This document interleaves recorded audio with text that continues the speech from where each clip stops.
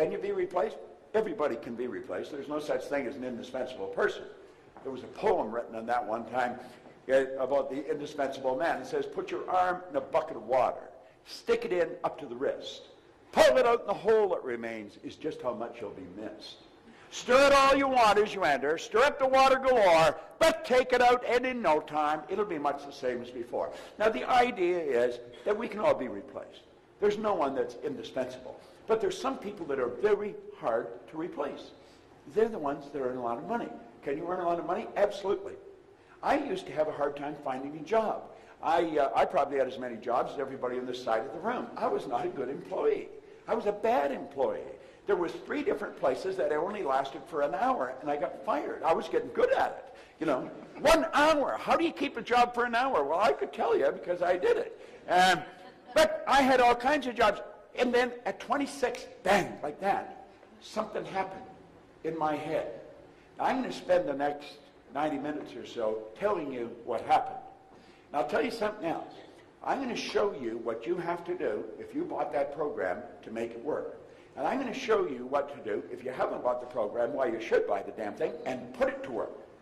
Because I have many, many sources of income. Way back around 1990, I was on a flight to Kuala Lumpur from Toronto. It's 25 hours in the air from Toronto to KL. If you go any further, you're coming back. It's as far as you can go, all right? Now, I play a game. I'll show you. Something tells me to tell you again. I carry this little calculator. This has got lots of miles on it. So I'll take it, and I reduce everything to the ridiculous. I'll hit 1, 2, 3, 4, 5, 6. Now I got a million, right? 1 with 6 zeros. Now, a million, it seems like a pretty big number to most people. It does to me. And I play with numbers all the time. A million. So what do? Well, rather than choke on it or throw it away, let's break it down. So I'm going to divide the million now by 12, because there's 12 months in a year. See, you can't think time and money at the same time, so I'm just going to think money. I'm just going to think money. Now, I realize I got to do this 12 times. I don't have to do it once. Now I'm down to 83,333. Now, that's a lot less than a million. But it's still quite a bit, because now I got to do it every month. So I take that, and I divide that by 4.3, because there's 4.3 weeks in a month. Now I'm down to 19,379. But I got to do that every week. That seems like quite a bit. I'll divide that by 2. I'm reducing it to the ridiculous. Now I'm down to 9,689. Okay? It's still quite a bit. If I got to do that between Monday and Wednesday, and again between Wednesday and Monday. I think I'll divide that now by 86. And you say, why 86? I just arbitrarily picked it. I could have picked 68. All right? Now, I'm down now to $112.67. Okay? Let me ask you a question, Tina. If I could show you a simple way that you could earn $1,112.67 twice a week. Now think of what I'm saying. I got this down to $112.67. If I could show you how to earn $1,112.67 twice a week, would you give me the 112 and keep the 1,000? I'm going to show you how to earn $1,112.67. You're not going to have to work very hard. It's not too much effort. Would you give me the 112 and keep the 1,000? I think you would too.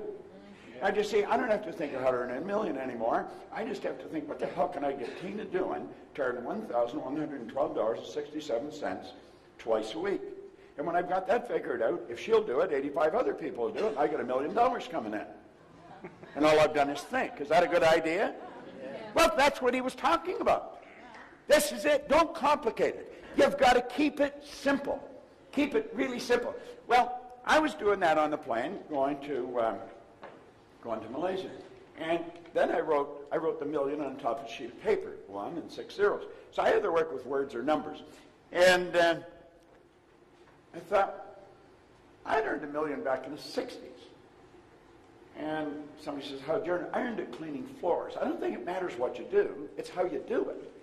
And I got thinking, what's so different about people that are, so I thought of a few people I knew had earned $1 million, and I started to write their names down, and then I started to get excited about it because I figured it out. They don't have one source of income. He said multiple systems. I called it multiple sources. Bob Allen picked it up and called it multiple streams. But I was on the plane, and I got excited. When I got off the plane, I didn't pay any attention what time it was in America. I phoned Mark Victor Hansen down in Newport Beach, and I said, Mark, I got an idea. Let's teach people to earn $1 million. We'll put on a program last week.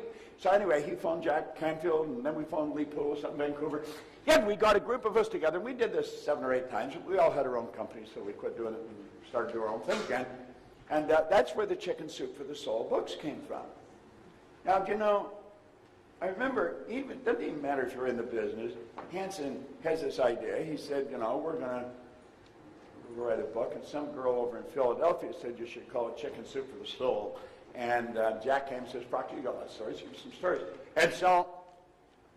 And then Hansen said, we're going to sell 50 million of these by the turn of the century. And I'm thinking, you know, he's really smoking something. If you sell 1 million books, you're on fire.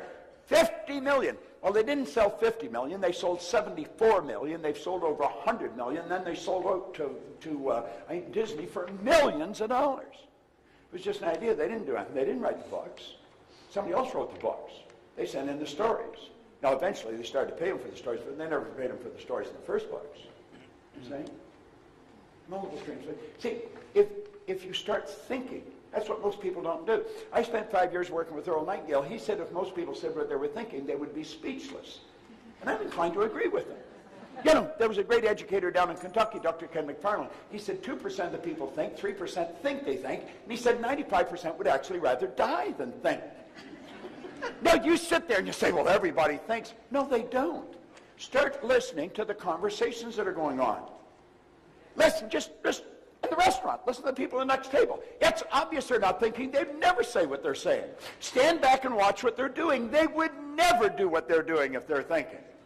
There's people come in here and they'll say, that is one hell of a good idea. And they'll go home and start doing the same thing they did before. They won't act on it. You tell me they're on the internet. And I said, okay. Now, in every seminar, all kinds of people come up and they give you an idea. What they really want me to do is execute their idea. That's pretty common. At any rate, we put the idea together. I might have spent 2 days. But I didn't do it in 2 days. It would be a few minutes here and a few minutes there. But probably 2 days in the last year, and it has done $1 million in business. Simple idea, but it was done on the internet. Now, do you know, some of you are looking at what Sean was showing you, and you're thinking, there's got to be more to it. Well, he gave you in there. He pointed out that he didn't know how to do most of the things that he was doing. Did you remember that? Do you know, Andrew Carnegie talked to Napoleon Hill, and he mentored him, and he said the accumulation of great wealth calls for power. And power is acquired through highly organized and intelligently directed specialized knowledge. Now, you've got to admit, what he was talking about was highly organized and intelligently directed specialized knowledge. How many would agree with that? Okay, let me repeat what he said because there's a tag to it. He said the accumulation of great wealth calls for power, and power is acquired through highly organized and intelligently directed specialized knowledge. But the person who accumulates the wealth does not have to be the one that has the knowledge. Now, I have earned millions of dollars. I went to high school for 3 months. They asked me to leave. I was not at all disappointed. In fact, I was probably happier than they were. I never went back to school. I had absolutely no business experience, and yet my whole life changed on a dime. You see, what you have to do is you got to make a decision.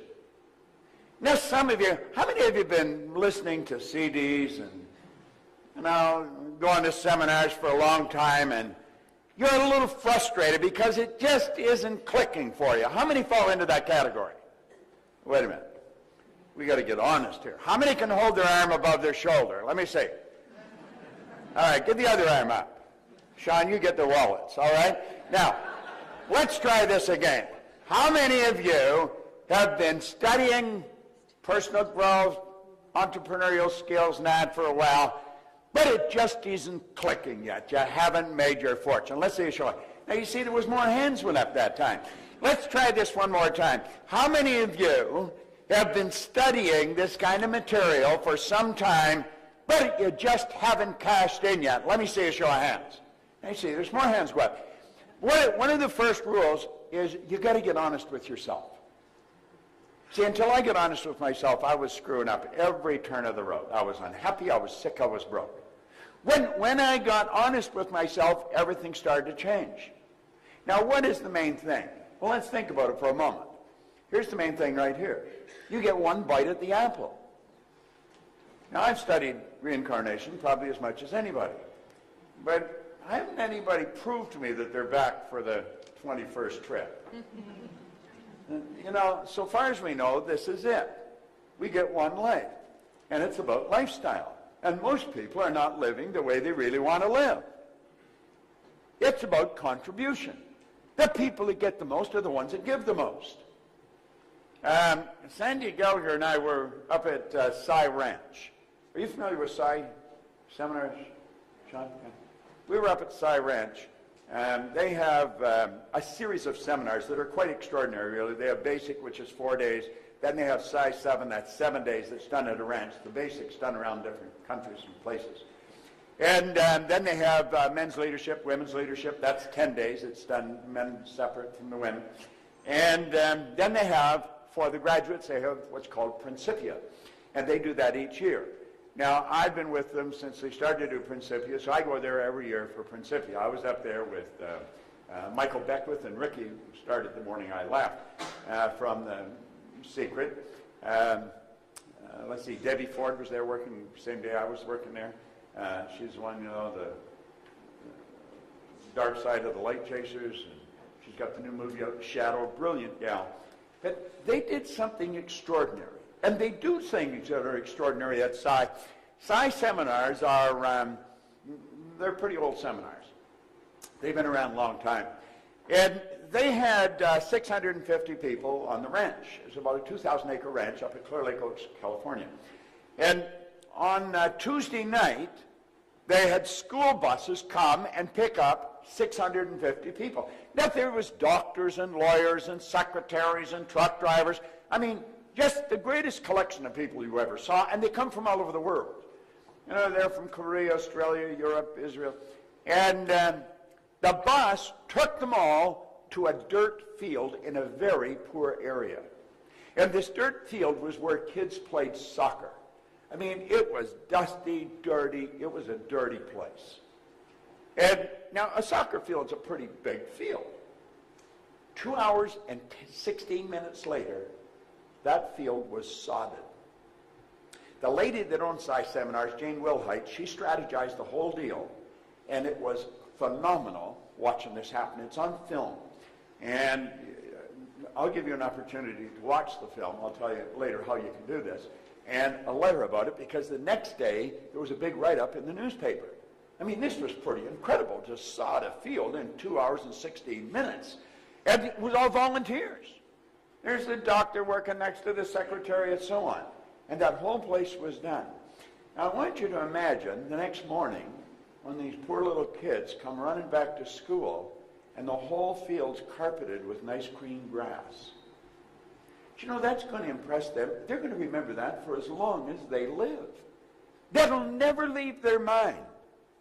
And then it's impacted everybody in that neighborhood.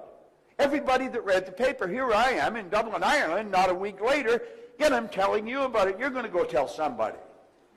And it was all because a lady marshaled the minds of 650 people and got them all to make a contribution. Now, the people that benefited most from this were the ones that were laying the sod. They had a phenomenal time. They had big speakers going and all kinds of jazzy music going on. I mean, it was incredible. Yeah, and I was talking to them when I was working with them the next day, and the satisfaction they got out of this. You couldn't have bought the feeling that they got. So you see, it's not just about lifestyle, it's also about our contribution. It's really about how we spend our days. What did John say work was? It was bad. I mean, who wants to work? Do you know that working is the very worst way to earn money? It is. I'm not exaggerating. That's not just a cute line. Napoleon Hill said, if you are one of those people who believe that hard work and honesty alone will bring riches, perish the thought, because it's not true. He said, riches come, if they come at all, in response to definite demands, based upon the application of definite principles, and not by chance or luck. That's what John was talking about. That's exactly. Now, he said it many different ways, and he come at you all kinds of different angles, lots of slides, but that's exactly what he was talking about. Now, there's a law of compensation, and that law is very clear. It's very clear. And most people never learn it. 1% of our population earns 96% of all the money that's being earned. It is absolutely absurd when you look at it. Yet, if a person wasn't familiar, they'd say, well, I don't believe that.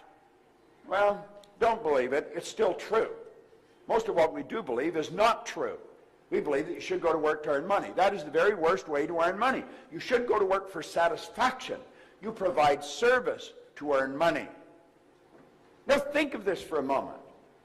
The law of compensation says the amount of money you earn will always be in exact ratio to the need for what you do, your ability to do it, and the difficulty there is in replacing you. Now, let's start doing the same thing they did before. They won't act on it. You tell me they're thinking? See, the truth is most people, until I was 26, I don't think I originated one thought. Now you say, well, everybody thinks. No. Don't confuse mental activity with thinking. There's a big difference. You've got 5 senses. They're like antennae sticking out of your conscious mind. And your consciousness is picking up just an enormous amount of information. Just, whoo, it's flying into our consciousness. So the mind's always busy. Usually doing nothing. Take a look at the results most people get. If you're having a money problem today, you were probably having a money problem a year ago. If you're having relationships problems today, you probably were a year ago. Most people, their life doesn't change. You go right from the cradle to the casket, and they never really make it happen. You know, when their heart stops beating, it's a formality. They never really lived. Now, listen, I've studied this longer than most of you have been living. And I'm a pretty curious guy, and I'm pretty observant. And that's exactly what happens. Now, I'm going to show you something about this program later on. This is Begin Thinking into Results. Now, you get a flyer on it there, and I think it's 800 and some euros. I'm going to change that to 395 euros. I'm not going to change it again. If you come and say, could I get it for 295? The answer is no. It's 395. That program will change your life faster than anything. Now, if you really want a winning combination, get that, go buy that system, and then go home. And if you turn your television off, quit talking to anybody, just listen to what they're saying. Get into all their tutorials. Study everything they've got. Set a goal that you're going to pick up €1 million in a year. And your whole project, it might take you a year to figure it out. It might take you a year to get really sharp. Like I saw him bring that girl up here and here you got 12 love steps. Well, I wouldn't know how to do that. I've been screwing around with one of these computers for a long time. But you know something? I don't have to know that. Neither did the girl that come up here. He knew how to do it. He didn't even know how to do it. Probably somebody else showed him how to do it. No, this is real. I'm telling you. Becoming wealthy is so simple, it's a sin that most people don't do. Now look at this for a moment. What's preventing most people from earning the amount of money they want to earn? I was sitting back at the back, and I said to Pat, I said, you know, what he's up there talking about is so real. It is so real. How many know Frank Kern? Or how many know his name? I know his name. Well, he's a bit of a giant in this business. Would you agree with that, John? And, he's like the patron saint of earning money on the internet. But, if you go talk to Frank, I'm going to tell you something. He will tell you long before he started to make money on the internet, he had to work on Frank. Just an ordinary guy from an ordinary background, but he started to understand himself. I was just an ordinary guy, no formal education, no business experience. Things changed. Now that happens to people, but it's rare that it happens. And when it does happen, most people just sit back and they really enjoy it. I was so shocked with what happened that I wasn't content with enjoying it. I want to know what happened to me. What happened? See, I wasn't supposed to be earning a lot of money, and I was earning a lot of money. I've been raised to believe that you got to be really smart if you're going to earn a lot of money. And I knew I wasn't very smart, but I was earning a lot of money. So I thought that can't be true. Then I was raised to believe if you don't go to school, you'll never do well in business. Well, I hadn't gone to school. I had a company that was operating in Toronto, Montreal, Boston, Cleveland, Atlanta, London, England. Presently, I have a company that's operating in 47 different countries. And I've never been to school. I thank God sometimes I didn't go. Now, I'm not against going to school. I sent all my kids to school. I said, as long as you go, I'll pay. I thought one was never going to quit. But, you see, most of what we've been taught is not accurate.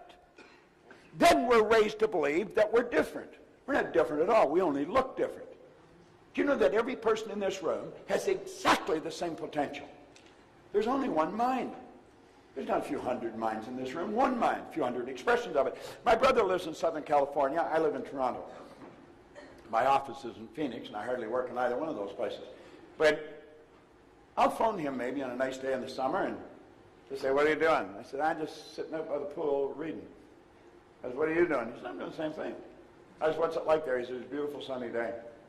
He said, what's it like there? I said, a beautiful sunny day. We're 3,000 miles apart. We're sitting in the same sun. Only one sun. You can enjoy it here in Dublin. I can enjoy it in Toronto. You probably don't enjoy it here as often as I do in Toronto. I mean, but what the hell? You choose to live here, It's your own choice. So don't act like you're a victim. Get the hell out from under the cloud, Well, think about this for a moment, though. You see, this is so basic. Why do people not earn the amount of money they want to live the way they choose? Well, I'm going to tell you. I'm going to explain why they don't. Then I'm going to explain how this happens. And then I'm going to tell you how to change it. And if you really pay attention, and if you're prepared to go to the edge and let go, step out, I guarantee you, your life will change. I can guarantee it as sure as it's going to get darker tonight. Now, I can't do it for you. Pogo says, we have seen the enemy, they are us. We got to do it ourselves. Okay? Now look at this. We got to do it ourselves. Okay? Now look at this. Money problems are not outside, they are inside. And they rob us of the lifestyle we deserve. Paradigms are the problem. Now you'll find all kinds of people say, well, that's not really the problem. Look, I teach mental health to psychiatrists. If you go on our website, Dr. John Mike, who is a leading psychiatrist in America, out of Florida, he said I taught him more about the mind in 1 year than he had learned in 4 years of medical school, 5 years of psychiatric training. We were down at the breakfast this morning, a couple of people, I told them from the opposite side of the table exactly what they were like. Was I accurate or not? I hit it right on the money, didn't I? You see, you hide nothing. Everything that's going on the inside shows the outside. I could read your personality walking by you in the hall, and I know exactly what you're like. I know exactly how to sell you. Should I sell you fast and emotional, or should I take my time with lots of facts and figures? How do you learn that? Well, you develop the awareness. You develop the awareness. Most people are programmed never to do that. Now think about this for a moment. This is so basic and it's so simple. Most people say they understand paradigms, however, their income and lifestyle stayed otherwise. If a person understood what's causing them to have the same problem over and over and over again, unless they were completely idiots, they would change it. Yes, see, we're not idiots. But we still have the same problem over and over and over. Why? We don't know why. Do you know, I went into the Prudential of America. It's the largest insurance company in the world. The largest insurance company, or was at that time. They spent millions on training. They did not know why their top people were their top people. Now, I looked at them and I said, I can tell you exactly why they're their top people. And I can show you how to get the other people to do what they're doing. Naturally, they listened to me, even if they thought I was nuts. There was an outside chance maybe I knew what I was talking about. And the truth is, I did know what I was talking about, and their sales went up by hundreds of millions of dollars. In fact, there's a retired VP who works for our company now, Paul Hutsey. He said, Bob, I think you raised the sales there over $1 billion. And all I did was teach the people why they're doing what they're doing and how to change it. And sales, whoo! I've gone into schools where there's kids that are struggling. Some of you have kids that are struggling with grades in school. How many got a kid that's struggling with grades in school? Let me see a show of hands. Everybody's got really intelligent kids here. Well, you know, I can show you why, and the reason they're telling you is not the right reason at all. They'll tell you it's IQ, it's this or that. It's paradigms. If a kid has a problem, let's say in mathematics, what do? We cram. Get in, cut off TV, no girls, no boys, no nothing. Just study. And they go to school and they have a test and the marks improve. Heat's taken off, they give the TV back, the girlfriends, the boyfriends, and whoop, numbers go right back down again. You see, what they did was just force it up, but it come back down. Because there's an inner thermostat here controlling it. It's called a paradigm. So we see that change. I've gone into state prisons in Canada. I've gone into maximum security, Kingston Penitentiary. I've had them take and tear up the parole. First of all, I had them parole people to me that were never going to leave the place. One of them, the warden called a mad dog. His name's Joe Gardner. He's gone now, and he gave me permission to tell the story. But they let him out in special parole to me. I hired him. He was the best employee I ever had. He was required to talk to the city police every week in Toronto and the Mounties, just like the national police or federal police, every month. Not allowed to leave the city. I got them to tear up his parole, give him back his passport so he could move to England and open up the office with me. So I've gone into companies, I've gone into schools, I've gone into prisons. There isn't anywhere where this doesn't work. And I'm going to tell you something. It's got nothing to do with your intellect. Nothing. You may think you're not that sharp, it'll work. You may think you're really smart, it'll still work. And probably if you think you're not that smart, it'll be easier. All right? Now, look, I want you to think about this. What are paradigms? Paradigms are nothing but a multitude of habits. That's really what they are. A multitude of habits. And they're other people's habits that are passed on from one generation to the next. Why do you think you're so much like your relatives? Why do you think you even look like them? Why do you think you like the same food they like? Did you decide? I was holding a little baby up the front here, 12 days old. That baby's being programmed right now. I was telling them, I said, you could teach this baby to read now. Did you know that? And they said, no, we don't know it. Well, if you don't know it, you probably won't do it. Could you do it? Yeah. You can teach that baby multiple languages. That baby's a linguistic genius at 12 days old. Most people don't know that, so they don't do it. You see, we live in absolute ignorance. We'll take babies at night and we bund them all up tight. We want them to keep warm. Let me tell you something. Where there's no physical movement, there's no neurological development. We're slowing the kid down. We put them in a crib and we put the cover so tight we don't want them to move. We want them to get warm. What we should do is turn the temperature up in the house. We'd be uncomfortable. The baby'd be comfortable. Put them in a track on the floor around your mattress, and they'll start crawling right from birth. A baby that doesn't crawl has difficulty reading. There's so many things that we don't know. And we're raising kids the same way we were raised. Why? Because we're programmed to do that. You see? And so we got all kinds of really crazy ideas going on in our mind. We've got to change them. Our programming is much like our relatives. The odds of us being really different than our parents are pretty slim. Can we be as different as day and night? But we've got to make the choice, and then we've got to do the work. Now look, paradigms shape your logic. Paradigms definitely shape your logic. I'll give you something else. Do you know that all the geniuses are dead? That's right, they're all dead. When they're alive, they're crazy. I want you to imagine that it's around 1902, and we live in Dayton, Ohio. You live on one side of the rights, I live on the other side of the rights. Now, the Wrights have two boys that fix bicycles. And what are they going to do? They're going to fly. Yet, so we'd be having dinner, and we'd be saying, I'm telling you, those kids are going to kill themselves. Then when they got the plane off the ground, people said, well, they were only up there for 12 seconds. Wilbur said to Orville, we not only got up there, we kept the damn thing up there for 12 seconds. How about the world? For years we believed it was flat. I mean, it's the only logical explanation there is. I mean, how would people live on the side of it? Forget the bottom.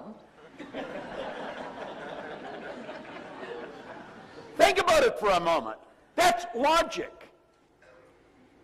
It's illogical for you to believe that like that, by following some simple instructions, you could earn more money every day than your parents might have earned every month. It's hard to buy into the idea that you could actually change your income where you start earning every month what you've been earning every year. I was on a program in Lima, Peru. I flew down there. I was there for an hour and a half, got on a plane and I left. I earned more money than I would have earned on the Toronto Fire Department in 12 years. For an hour and a half. I've got to go over to Bucharest. I will earn more money at that gig in Bucharest than I would earn in 25 years on the Toronto Fire Department. That's where I was when this all started. Now think, what happened? I started to do things that were totally illogical. Totally illogical. How'd that happen? Well, for a long time I had to say I don't know, but now I do know. If you're not prepared to do things that are illogical, you're not going to go any further than you're going. Your logic has got you wired where you are. It's totally illogical for a person that's on a job for 14 years just to up and quit. Doesn't, my God, what are you going to do? I'm going to start to live. Get out of my road. Think. Do you know that our paradigms literally control how we use our time? Do you know that I'm going to start to live? Get out of my road. Think. Do you know that our paradigms literally control how we use our time? Do you know that we all get exactly the same amount of time? There's no one that gets any more time than anybody else. The hobo that's sleeping on the street, they get as much time as the industrialist that's, one of the most successful people on the planet. I remember having breakfast with Earl Nightingale one day. I mean, he was my mentor, my idol, and I eventually went to work with him. And whenever I was with him alone, I always had a half a dozen well-prepared questions. Again, we were having breakfast in downtown Chicago one day. We went down to a speaking engagement, and early in the morning, he lived downtown. He said, well, why don't we go over to, I don't know, whatever hotel it was, and have breakfast? I said, absolutely, yeah, I'd like that, Whenever I could get alone with him, I'd get alone with him. So we're sitting having breakfast this morning, and I said, Earl, now, he was the most listened to man in the history of the broadcasting industry at the time. Earl Nightingale literally started the personal development business, he and his partner Lloyd Conant, as far as we know it today in recorded fashion. And I said, Earl, how did you learn to master time management? I could still hear his fork hitting the plate. And he looked at me and said, what are you talking about? He said, I never mastered time management. Nobody masters time management. He said, time can't be managed. He said, I merely manage activities. He said, I just keep a sheet of paper and I write things I have to do on them, and then I do them.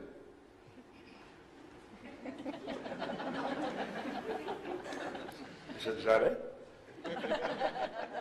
What the hell else would there be?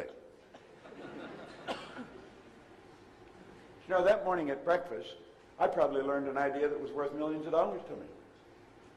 If I have something to do, I just write on a little sheet and I do it. Somebody asked me what I do with my spare time. I don't have any. I don't have any spare time. Andrew Carnegie was the wealthiest man in the world. He spent half his life earning money and the other half giving it away. Napoleon Hill asked him that. He said, I don't have any spare time. I don't have any free time. He says, free time, spare time is a waste of time. And he said, you only get so much. You're obligated to do everything you can with the time you've got. Do you know when you're happiest? When you're most productive. You know when you're unhappiest? When you got nothing to do. What are you doing? Nothing. No. Most people get lost watching a television set. They lose themselves in somebody else's world. We could do so much more with our time. Our paradigms control our perception. There was a lady right in the front row. She was a black lady in the seminar here just the other day. And I went up to her and I said, you probably think you're black, do you? And she looked at me like, where are you coming from? And I said, well, everybody here thinks you're black. I said, my shoes are black and you're not the color of my shoes. And I said, everybody thinks I'm white. My shirt's white and I'm not the color of my shirt. Do you know if you ever saw a white person, you'd probably get scared. Look at the white! Look at them! You would. Why do we say they're black and I'm white? We're programmed. See, we don't even see with our eyes. We see through our eyes. We see with cells of recognition in our brain. That's why two people can look at the exact same thing. One sees something the other doesn't see. Somebody see what Sean was explaining and see, my God, this is phenomenal. And I'm going to make a decision. It looks more difficult than he's saying, but I'm going to master it. Next year, this time, they'd have an enormous income. Somebody else is looking at it. That's interesting. They're not, but the idea is, you see. It's perception. It's how do you see. Like, this room looks totally different to you than it does to me. I see an acre of eyeballs out there. You see one guy and a bunch of screens. No, that's the way it is. We're in the same room. We're looking at the same room, but we're seeing something totally different. Our paradigm controls our effectiveness. I am very effective today. I'm an effective person. When I'm working, I am very effective. That's not an accident. I decided to become very effective. I have studied people. I have studied why they do what they do. I have probably watched the movie Patton more times than anybody alive. George C. Scott won an Academy Award for the movie Patton, General George Patton. I watch it over and over again. And I'm not lost in the story. It's the acting. It's so phenomenal. And compare that to a sales presentation. I watched that and Lawrence of Arabia. You watch Peter O'Toole or Omar Sharif in Lawrence of Arabia, it's phenomenal. Watch Peter O'Toole on that camera. On that camel, the camera is that's close up on his face. He believes he's Lawrence. He's become Lawrence. What happened? He got a script. He read the script. He reread it. He memorized it. He studied it. He internalized it. And he became Lawrence. George C. Scott became General Patton. Well, you can learn something by watching these people. They're such consummate professionals at what they do. There's a good book, if you like to read, by The Art of Acting by Stella Adler. It's a phenomenon. I've got it in my case. I carry it with me all the time. I just keep reading it over and over again. The Art of Acting by Stella Adler. Thanks very much. Appreciate it. Stella Adler was one of the greatest acting coaches that ever lived. And Marlon Brando was one of her students. In fact, he wrote the foreword to the book. Now, both Marlon Brando and Stella Adler are gone now. Stella Adler never wrote a book. But she recorded all her classes. And a man named Kissel took her classes and turned them into a book. It's a phenomenal book. As you start studying this, you'll realize this is about living. This is about living. That's what acting is. Do you know that most people are extras in their own movie? They're not the star of their own movie. We should be the star in our own movie. We want to study this. Really study it. There's so many wonderful lessons about life. And you start to look at what you're doing, you say, how good am I at it? Am I really a pro at this? You're supposed to have a guy here, he was here last year, Chris Guerrero. I guess he's a friend of Sean's and mine. And Chris started to listen to what I talk about. He joined our coaching program. I met some people this morning at the breakfast that are in our. We have a 13-month coaching program. If any of you are interested, I'll show you where to go. But Chris was a pretty smart guy, but he wasn't winning. He said, he sent me a letter. He stayed in the coaching program. I think he signed up for 2 or 3 years. Each year he'd sign up again. And he sent me a letter, here maybe a year or so ago, and he said, I want you to know that I had to put 3 or 4 credit cards together to get in your coaching program. But he said, I just had my first $1 million month. Here's a guy that was earning $1 million in a month. Most people couldn't conceive of earning $1 million in 10 years. Why? It boils down to effectiveness. Chris started to learn things about himself, and he started to become more effective. Now, our paradigm controls our productivity. If your productivity translates into income, does that mean that you can only earn so much that you're trading time for dollars? No. You saw what he was showing you. Set up affiliate sites. Sell stuff for other people without ever even talking to them, and they mail you checks. You know, the postman should never pass your door without leaving you a check. See, we can do this. Now, when I first started to study this, if somebody had suggested this to me, I thought, this guy's smoking something. You know, he's got shiny shoes and a fast time, but it doesn't work. But see, the truth is, it does work. I found that some of the most brilliant people in the world are broke. Yeah, and I've also found people that are functionally illiterate that could neither read nor write are worth millions. Now, of course, there's some brilliant people that are worth millions and some people that are functionally illiterate that don't know enough to come in out of the rain. But the bottom line is, most of the things that we believe about our ability to earn money are so far from the truth that it's ridiculous. No one teaches people how to earn money. Do you know that you can go to Oxford, Harvard, Stanford? They don't teach you how to earn money. Best education in the world. Never teach you how to earn money. I'll tell you something else. Most people think they're their name. I'm not Bob Proctor. Bob Proctor is my name. I say, well, this is me. This isn't me. This is my body.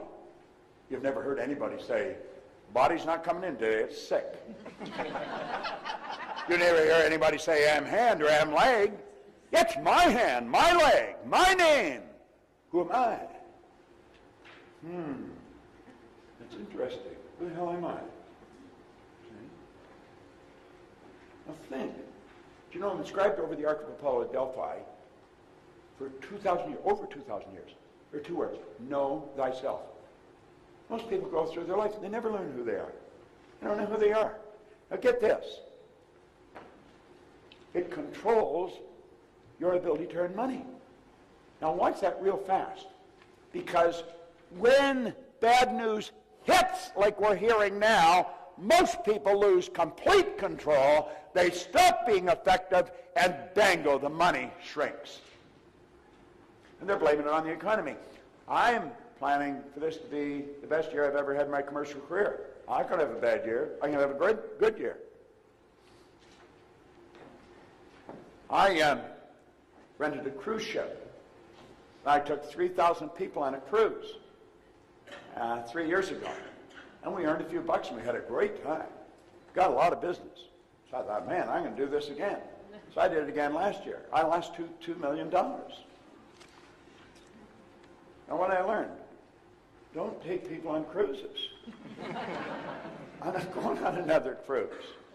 Unless I just go myself, I'll buy the best cabin they've got, I'll put my feet up and really enjoy myself, and it'll be a lot less than $2 million.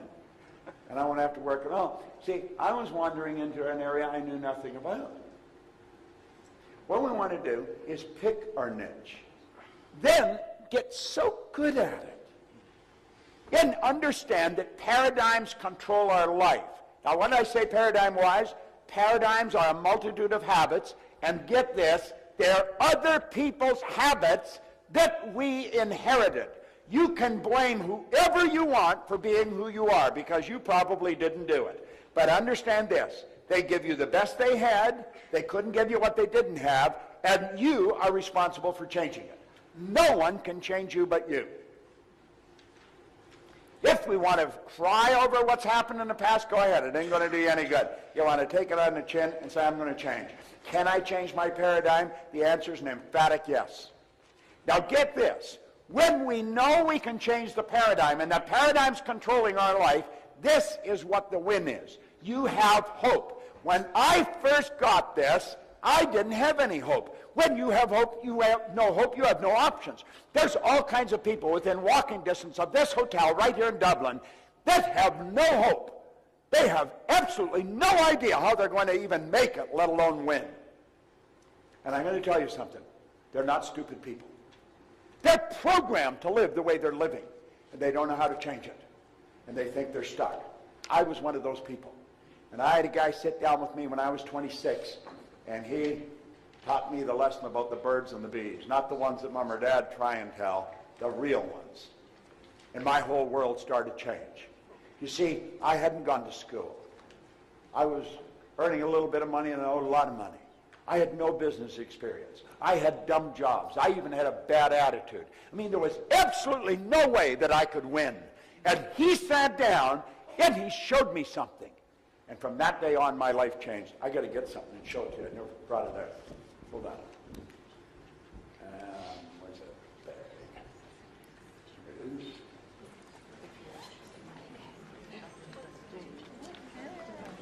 What do you think?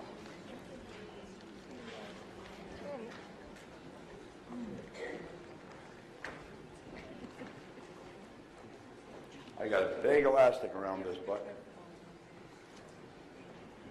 And this is what he gave me. I've been reading this book, this copy, since 1963. It's literally fallen apart. This is Think and Grow Rich by Napoleon Hill. Next weekend, I will be speaking, I'm one of the speakers, at the 100th anniversary of the Napoleon Hill Foundation. Johnny Asraf, Mark Victor Hansen, there's a bunch of speakers on the program. Nick Halleck, somebody's from Melbourne. Who's from Melbourne? Somebody was from Melbourne. Nick Halleck is a guy that took one of our programs and he earned tens of millions of dollars. He just spent $30 million to become an astronaut in Russia. He's been on a little submersible down parked beside the Titanic. Very few people have ever been down there. Only 3 people can go down. It costs you a small fortune. He's been on the top of mountains, run across deserts. He wanted to find out what we are capable of doing. And he thanks me every opportunity he gets for waking him up. Well, I thank Ray every opportunity I get for waking me up, because he got me reading this book and my whole world began to change. That's when I realized I had hope. Now here's the beautiful part about hope. When you have hope, you have options. Do you know the beautiful part of this program? You should thank Pat and Donna and Gary for, in fact, let's give them a hand, because they, they're the ones that put it together. Okay? Now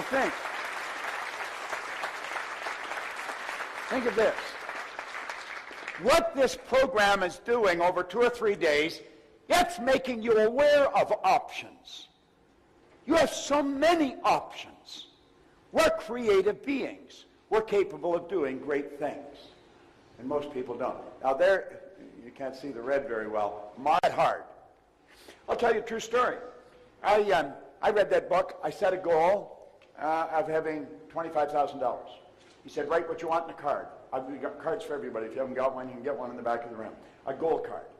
Put it in a plastic sleeve so you can carry it loose in your purse or pocket. I had $25,000. That's what I wanted.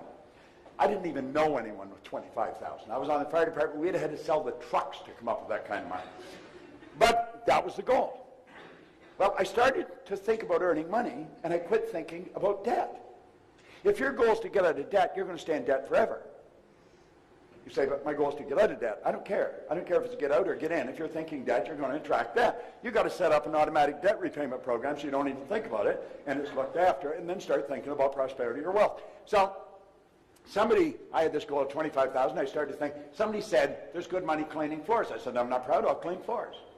So I scratched around. I got somebody to lend me $982, is what I needed, to buy an old floor machine, some buckets and mops, and I got one office to clean. Canada starts on Comstock Road in Toronto. I washed the floor twice a month, $15 a time. Then I got another office to clean, Kirby's Construction on Wakefield Avenue. I got $65 a month. Now I'm up to $100. $95. Man, I thought I was dying and going to heaven. I was only earning $400 a month on my job. Pretty soon I was earning $1,000, then $2,000, then $5,000. I thought, wow. Now the chief was only earning $11,200 a year. I went past that in monthly income, and I was still afraid to quit the fire department. That's how false security's got us wired, you see. Well, at any rate, I thought the answer was work harder. One day, I woke up, and I looked up, and there's a great big cop looking at me. He was huge. Then I noticed there's lights flipping all around, and then I noticed a crowd of people. And I was scared. I was regaining consciousness. I had literally passed out from exhaustion on the street. I thought the answer was work harder. I guess people thought I had dropped dead. They phoned cops and ambulance and everybody. Well, finally, it was a scary situation. I finally regained it, and I said, I'm not going to the hospital. They had stretchers, everything there. I said, no. And I finally got away from them. But I got away, and now I wasn't very bright. But I wasn't a complete imbecile. I thought, there's something wrong with what I'm doing.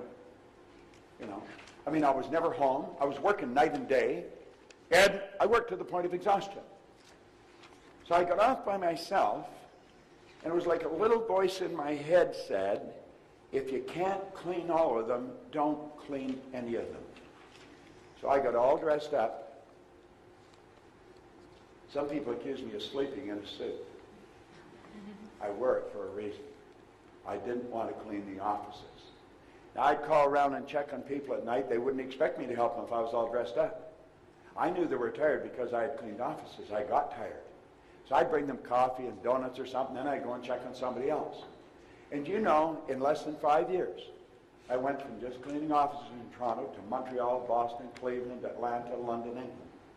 Took off like a rocket. Millions of dollars. I leveraged myself. That's exactly what he was talking to you about. Leverage yourself. That's what you can do on the internet. Now, don't let the fact that you don't know the internet scare you. It doesn't need to scare you. Anything scares you if you don't know anything about it. Understand, you don't have to know all about it. There's people that will do stuff for you. I don't know how to do hardly anything outside of what I'm doing. I've got wonderful staff of people that work with me. Now look at it. He said, it's exciting as well as provocative, but it gets even better. Quantum leaps come without apparent effort. As you get into this type of thinking, your mind goes there. He said these are high-velocity moves that carry you to dramatically higher performance levels without time-consuming struggles. Now look at it. He said quantum leaps seem to violate common sense utterly. The idea of moving to a higher orbit and skipping several rungs on the achievement ladder in the process strikes people as far-fetched, maybe even outrageous. Some of what Sean was talking to you about, some of you, it's outrageous. We could never do that. These people are different. No. They're ordinary people that are doing things different. And then he says, after the fact, quantum leaps may be viewed as practical, sensible, even obvious moves. But they typically do not come to you as obvious moves at the moment. Usually, it's in retrospect that you perceive their hidden logic and elegance. I got to repeat that. I love that line. In fact, when I was talking to him on the phone, I said, I've got to compliment you on your command of the English language. I said, you got such a wonderful vocabulary. And I had the book right in front of me. It was on my desk all the time. And I said, this is a line I love. Usually, it's in retrospect that you perceive their hidden logic and elegance. Invariably, quantum leaps are not complex or intricate maneuvers. They tend to be simple, energy efficient, and time saving. Well, as I look back at the cleaning, when I went from passing out on the street to operating in 7 different cities in 3 countries, it was just an ordinary move. Now, if somebody had told me just before I passed out in the street that, hell, Bob, you won't even have to work as hard, and you could be doing it in Toronto, Montreal, Boston. I said, they're out of their mind. But they weren't out of their mind at all. You see, this book literally changed my whole life. Without question. Now, there's a lot of people read this book, and nothing's happened to them. I tell people, tell me that they've got the book, but nothing's happened. But I read this in 1961, and my whole life changed. Here's the idea that stuck in my mind. And here's the idea you want to stick in your mind. How many of you, forget that idea for a second, just listen to me for a moment. How many of you, at some point during Sean's presentation, thought, man, this is really something? How many thought that at some point? Everybody. It is something. It really is. That's what this book did for me. I saw something in it. And I thought, wow, this idea stuck in my mind. He said, any idea. The idea that you were thinking about doing. You saw yourself doing something. He said, any idea that's held in the mind, that's emphasized, that's either feared or revered, goes both ways. Begins at once to clothe itself in the most convenient and appropriate form available.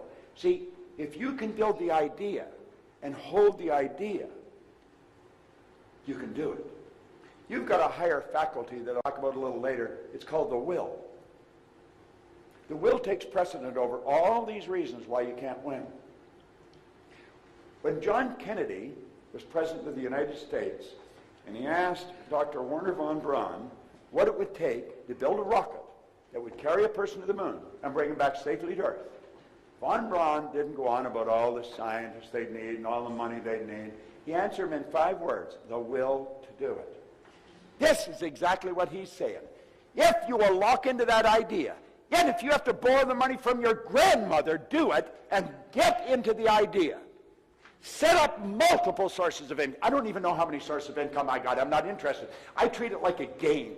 It's just something that I do. I do it because it's fun. All right? He said, any idea that is held in the mind, that's emphasized, that's either feared or revered, will begin at once to clothe itself in the most convenient and appropriate form available.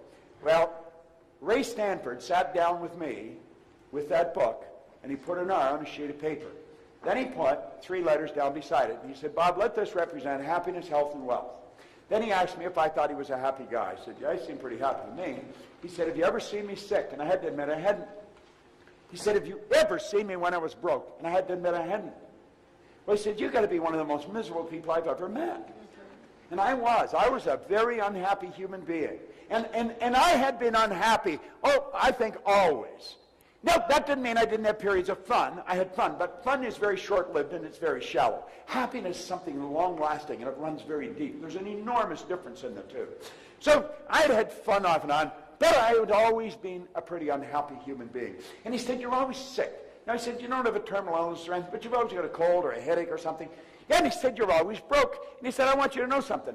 This stuff can't talk, but it can hear. Yet if you call it, it'll come. Well, he had my attention. I thought, my God, yes, that's right. You know, I was ready to get a blowhorn and yell for it. Well, you see, I was earning 4, and I owed 6. So what he said was appealing, but I couldn't relate to it. My paradigm wouldn't even permit me to imagine myself where he was taking me. Now, this guy was very emphatic. I am very emphatic about this information. You may not agree with me. You may not believe what I'm telling you, but you know I believe it. Well, that's where I was at with him. I didn't really believe that I could do what he was saying, but I believe he believed I could. Yet he said, as long as you'll do what I tell you, I'll help you. I was telling the people at breakfast this morning, I got a rule in coaching. If you don't do what I tell you, I quit talking to you. And there's no refunds. That's the deal. And we go into that deal right at the start. Otherwise, I'm wasting your time, you're wasting my time, we're wasting our time. That doesn't make sense. You see? Well, that was where I learned it. He said, as long as you do what I tell you, I'll help you. Yeah, and I had such confidence in him. I believe he believed in me. Yet he said, your way's not working. Why don't you try mine? Within a year, my income had gone to $175,000. Then it went over $1 million. I think earning money is probably one of the simplest things I've ever learned to do. I think it was easier than learning how to drive a car. It was a lot easier than learning how to build a PowerPoint slide.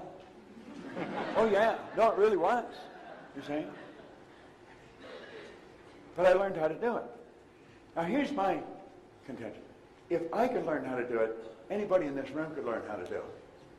Now, you see me standing here, I'm fairly articulate, and I'm quite comfortable in front of an audience. I used to be very shy, quiet, withdrawn person. I couldn't even stand up and ask a question in a group.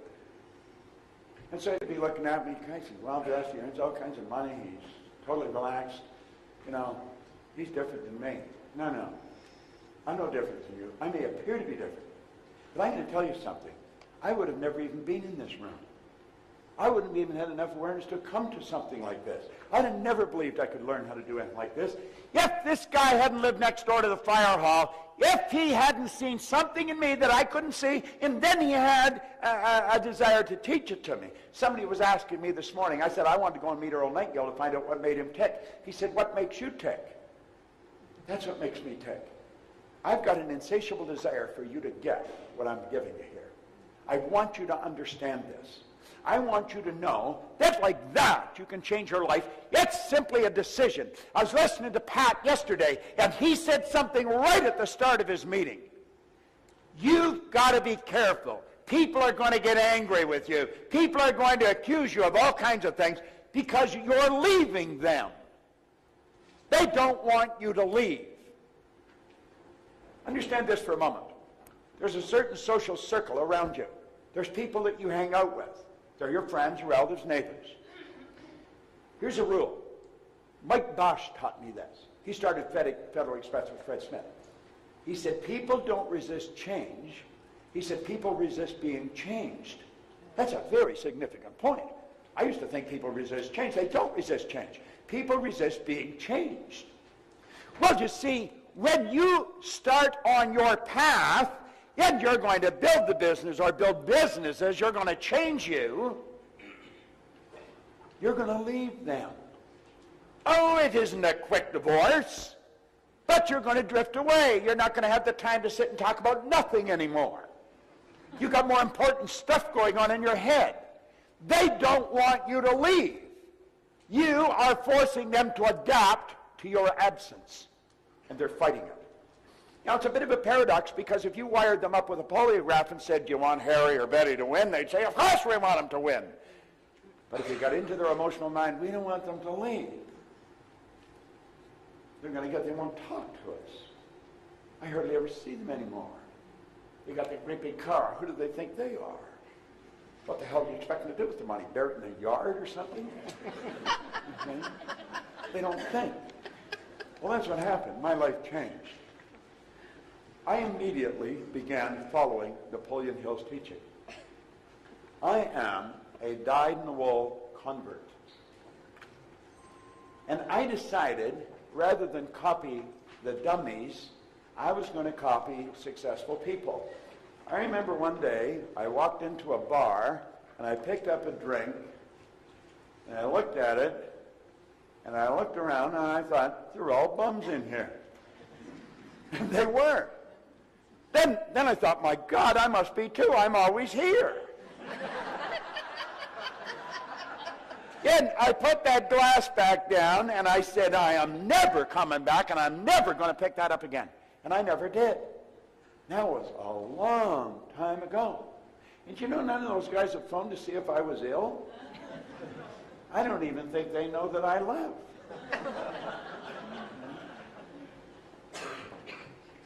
In Maplewood Lane in Glenview, Illinois, when I decided to leave Nightingale Conant and build a business, and I had a pen and a pad, and that's all I had. But I had an awareness of what I could do. And I made up my mind I'd build a business that would operate all over the world, a very successful business, and we would change the lives of millions of people. Yet you just never know how far it's going to come or what's going to happen. When I attracted The Secret, it's been estimated there's 200 to 300 million people have been impacted by that. For 30-some years, I spoke to audiences from this size to thousands or 50 to 15, 20,000. But one night on Larry King, I reached more people than I had reached in 38 years. Just one day on Ellen, I reached more people than I had reached in 38 years. On Nightline, it took off like a rocket. And you know, it's a strange thing. I can ask for whatever I want now, and they'll pay me. It's true. Donna phoned and asked if I still believed in free speech.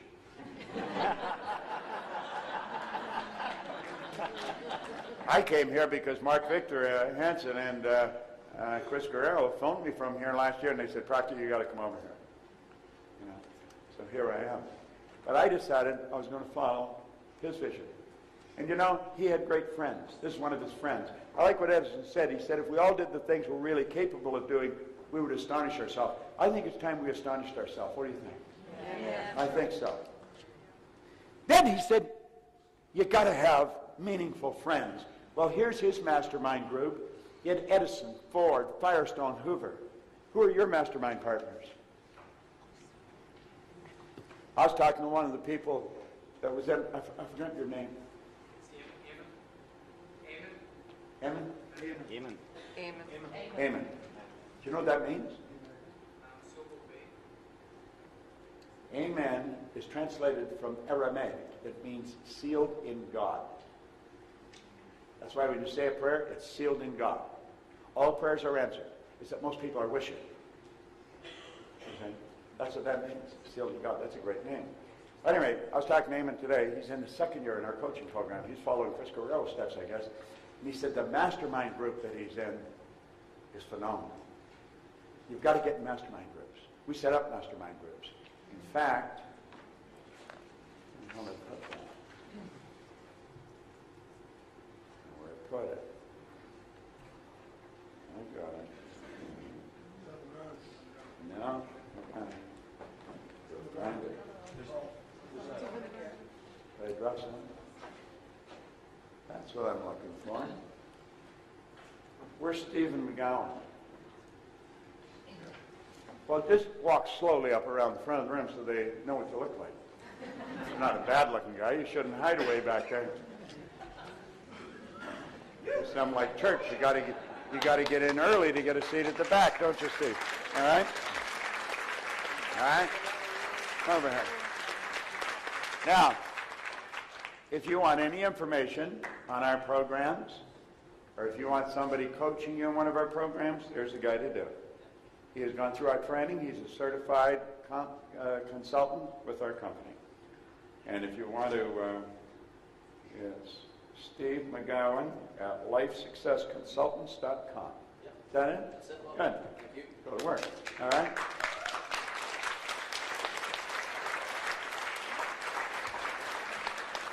Now, he will help you set up a mastermind group. He'll show you how to run a mastermind group. And if you want to make headway, do that. Mark Victor Hansen and I have been mastermind partners for over 25 years. I don't know what he's earned on it, but I have earned millions of dollars in my relationship with him, and I think he'd be quick to tell you that he has with me. I can just think of a couple of ventures where we both earned a few million, and we didn't really do very much. But it was the association of bringing the minds together, and that's what happens. That's what masterminding really does. Now, Dr. J.B. Ryan said the mind is the greatest power in all of creation. You know, being featured in The Secret was nothing but a direct result. First of all, that was an attraction. I attracted that. A lot of people think I made The Secret. I didn't make The Secret. I got a message on my cell phone, and I recognized it. I thought it was an Aussie number, and I thought the woman's name was Glenda, but it was a garbled message. And you know how you hit hash or pound, and you don't delete the message, but you don't get it. And you're busy, and so I had a layover of a couple hours in an airport, and so I started to clean up my phone. Gina Hayden, who's worked with me for 25 years, I phoned her. I said, Gina, phone these numbers. I think this one. I think her name's Glenda. I think, and she said something about a film, but I don't know what it was. And I've had the thing for probably a month. So she phoned me back, and she said, no, she says, you're right. It was Glenda, and it is an Aussie number. There's a film crew in from Melbourne, and they're shooting a film, and they really wanted you in it, but they can't get you. They can't find you. And they're going back to Australia next week, and they're shooting in Aspen all weekend. This is on a Thursday. And Gina says, isn't that funny? Bob's doing a seminar in Aspen all weekend. So here I am right next door to them. I was all dressed up to go to work, and I just walked in, sat down in front of the camera, and then I walked away with millions of dollars. They think that's an accident? There are no accidents. There are no accidents. Then you see, I really believe that I got in that because of this particular record. You see? This when I started to study before some of you were born. I had a battery-operated record player, and I drove around playing long-playing records. If you went to the Nightingale Corporation online, get the Strangest Secret record. You can still get the original record. It's on a CD now. In fact, it's in a little book. that's illustrated with the transcript, that is 40 minutes of the best philosophy you'll ever hear. I listened to that every day for a few years. Literally for a few years. I'm not exaggerating. Little did I understand that that recording was changing my life. Now there's the two men that started this industry, Lloyd Conant and Earl Nightingale. And I made up my mind I wanted to work with them.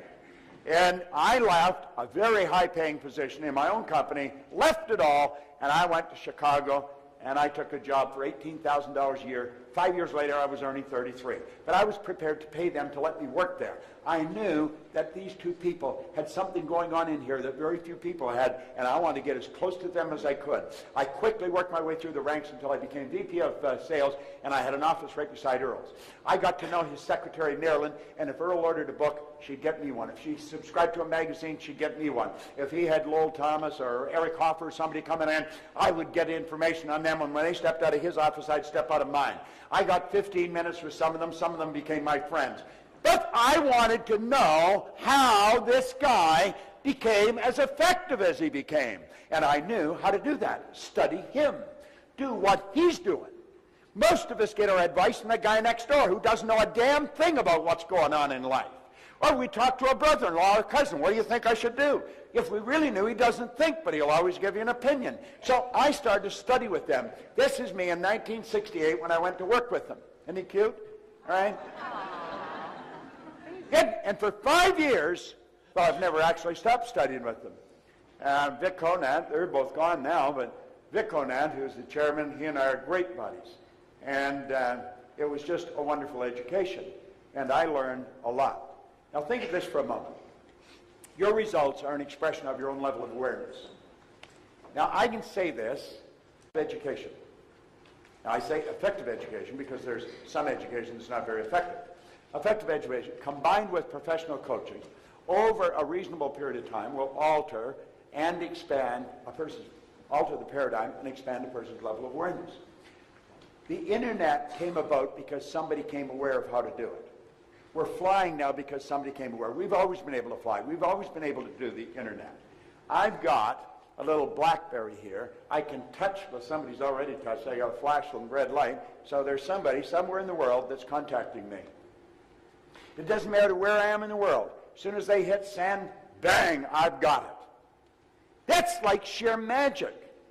Do you know what else travels like that? Your thoughts. Do you know that thought waves are cosmic waves that penetrate all time and space? Do you know that thought is the most potent form of energy there is? You hit send and your email is omnipresent. Well, so are your thoughts. This is phenomenal when we start to think about it. We don't really realize what we've got going for us. And what we want to do is learn how to expand this. You sit down with Steve. Steve can blow your mind with what he knows about the mind. I think of the Tierneys. We got some young guys over here, 3 brothers. Stand up for a moment. Where are they? I see a couple of them. There's the whole 3 of them. Those 3 guys, who's the oldest? You look the youngest. What are you, 22? And who's 19? You're 19, 21, and 22. Do you know that they've got a multi-million-dollar business that operates all over the world? They have.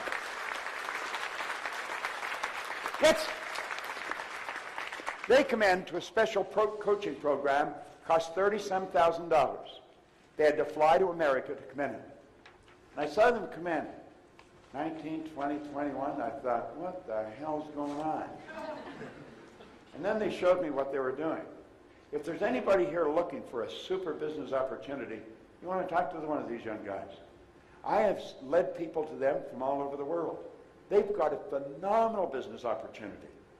You can become a distributor for their company and blow your mind. You wouldn't even have to work hard. You could earn a lot of money. Am I right or wrong? Give them another hand because this story is incredible. Okay? Look at what we really want to do is forever expand our level of awareness. The thinking program that you've got there, thinking into results, that's exactly what that'll do.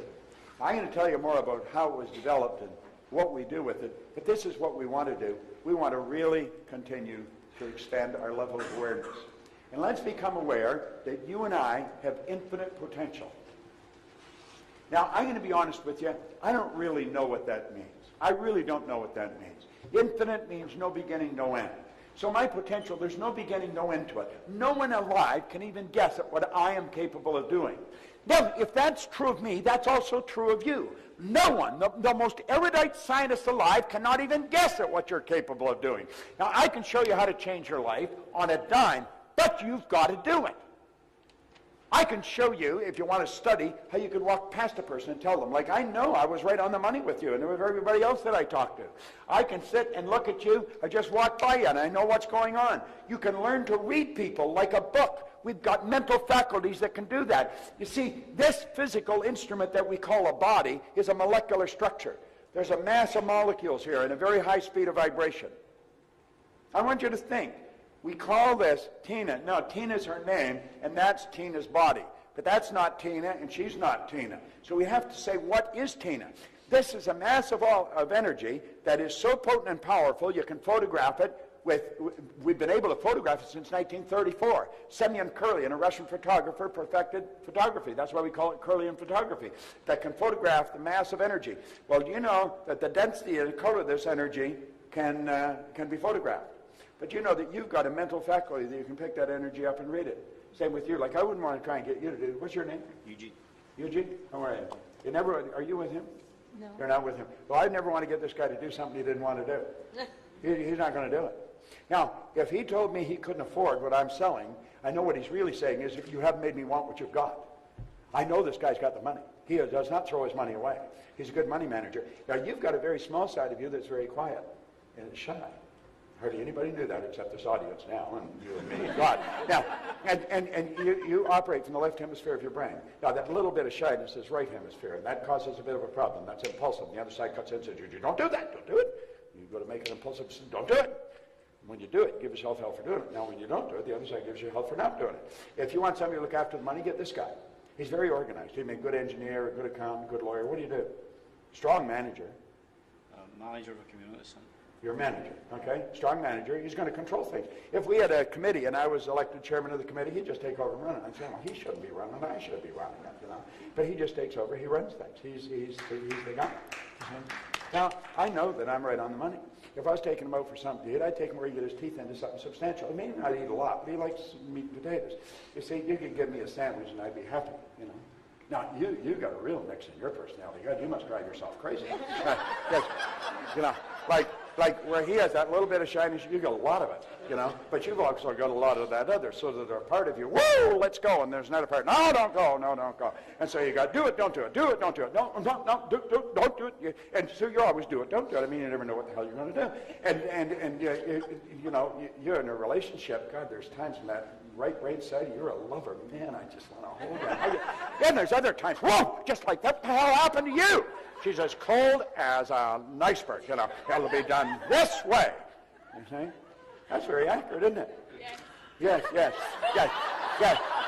It's 100% accurate. I could say, I know she's a woman, and I know he's a man. You'll say, Bob, that's absolutely brilliant. Then you'll say, everybody knows she's a woman and he's a man. No, they don't. That little 12-day-old baby that I held doesn't know the difference between the male personality and the male body and the female personality and the female body. They don't know the difference. They have to develop the awareness of the difference in gender. The problem is, at a very early age, we put a cap on awareness, and then we want you to know that 2 plus 2 equals 4, and 4 plus 4 equals 8. And we're so much into intellect that we got people wandering around with a ton of knowledge in their head, and they don't know how to do anything. You didn't even know how to handle that part of yourself, because you have conflicts going in there all the time. You're very good at things that are totally unrelated.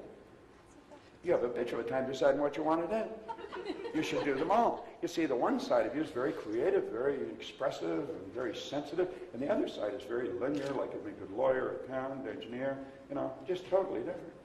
You say, my God, how does I can read it in her face. I can just feel it right now. She's thinking, how's he doing this?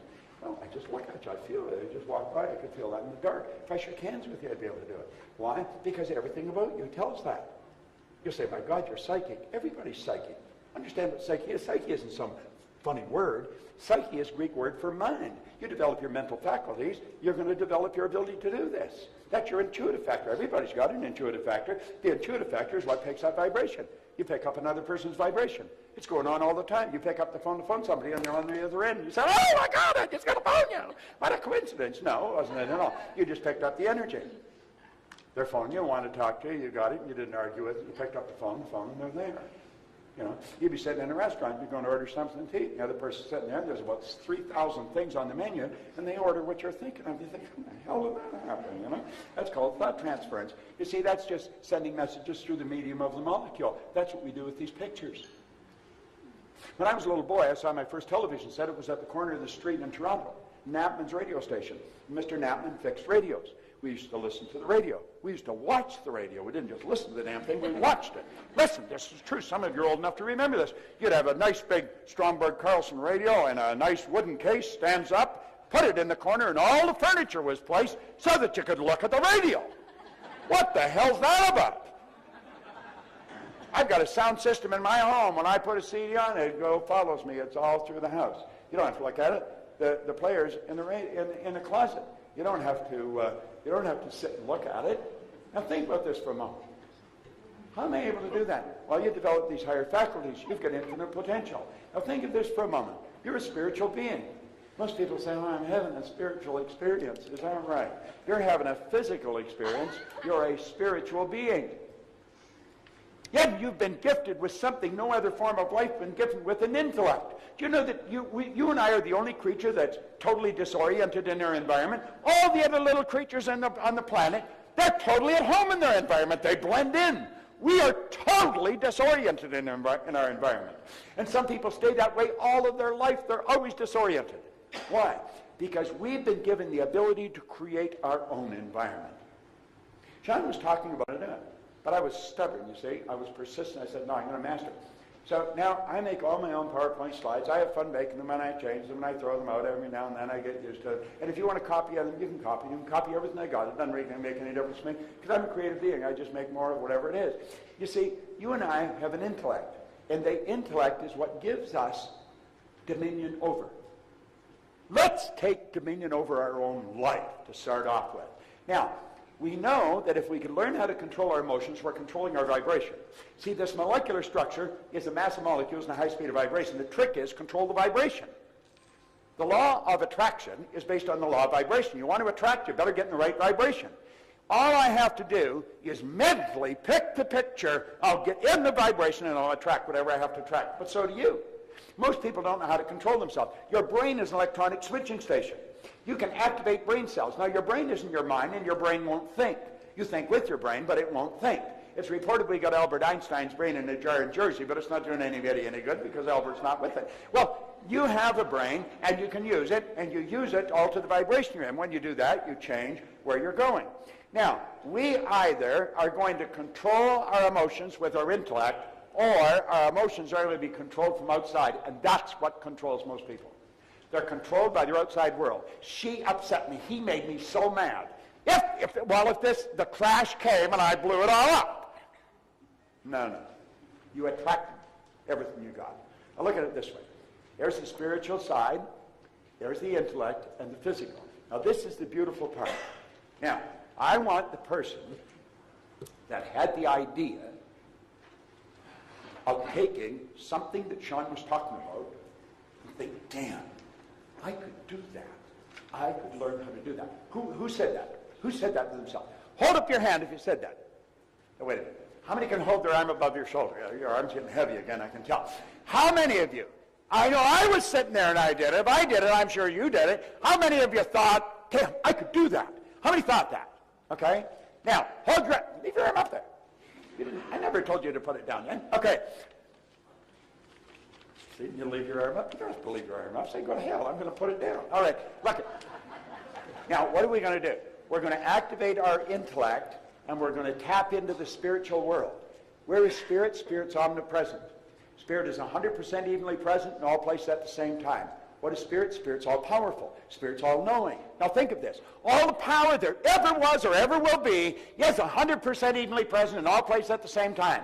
All the power. You never have to worry about having enough energy. I was 75 a month ago. I've got more energy than most people at 25. If I took you on the road, I'd probably wear you out and send you home. Where does the energy come from? Well, it comes from inside. You've got it. It's 100% evenly present in all places at the same time. Then all the knowledge. Where's the knowledge come from? Well, it's spirit. I'm spirit. It's spirit. All the knowledge there ever was or ever will be is 100% evenly present in all places at the same time. Where's thought? Thought's omnipresent. So thought must be of a spiritual nature. So what do? We activate our intellectual factor, we tap into spirit, we pull thoughts together, and we're starting to think into results. We pull these thoughts together, we take the idea that we sat there when John was talking, say, I am going to do that, and we hold that idea, and what did Carnegie say? It'll move into form through the most convenient and appropriate forms available.